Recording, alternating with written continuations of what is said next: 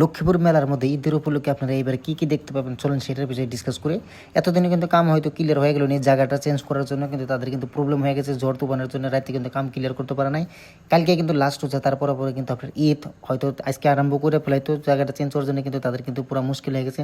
তো চলেন এটা লক্ষ্মীপুরের মেলার মধ্যে কী বস্তু আপনারা নতুন নতুন বস্তু দেখতে পারবেন সেটার বিষয়ে ডিসকাস করি।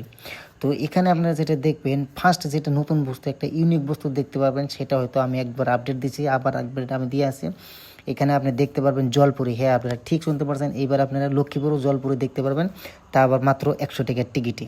তো তারপরে এখানে আপনি দেখতে পারবেন নাগরতলা, যেটা নাকি অনেকে উঠছেন, অনেকে মজাও নিয়েছেন। কাম কিন্তু এখন ক্লিয়ার হয় না, কালকের ভিতরে ক্লিয়ার করতেই লাগবে, হয়তো সন্ধ্যা থেকে স্টার্ট হতে পারে। তো তারপরে পরে এখানে দেখতে পারবেন ডিস্কো। হ্যাঁ, যারা নাচ গান ভালো পান, তো এই যে গাছের তলে ডিস্কো আছে, এখানে ডিস্কো হবো।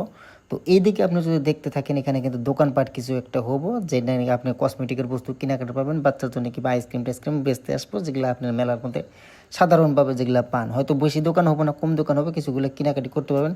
আর এই দিকে দেখতে পাচ্ছেন ট্রেন গাড়ি, যেটা নাকি আপনারা উঠা পরে আনন্দ নেই, ট্রেন গাড়ির মধ্যে ভালো লাগে।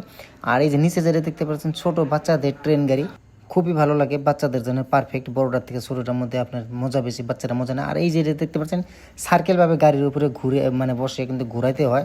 তারপরে এখানে আপনি পাবেন এই যে নাগরতলার মাঝখানে দুইটা সাইডে দুইটা কিন্তু বস্তু আছে।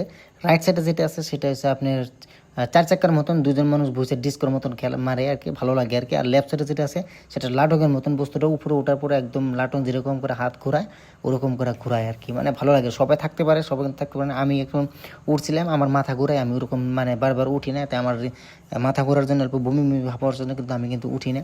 তো যারা উঠতে পারে তারা ভালো, যারা উঠতে না পারে তার জন্য আরও ভালো। আর নাগরতলাটা দেখতে পাচ্ছেন, সেটা কিন্তু কাম কিন্তু এখানে সেট আপটা কিন্তু ক্লিয়ার করতে পারে নাই, কারণ সবগুলো বস্তু কিন্তু কাম কিন্তু অলরেডি মানুষ কিন্তু অনেক খারাইয়া কাম করে আছে।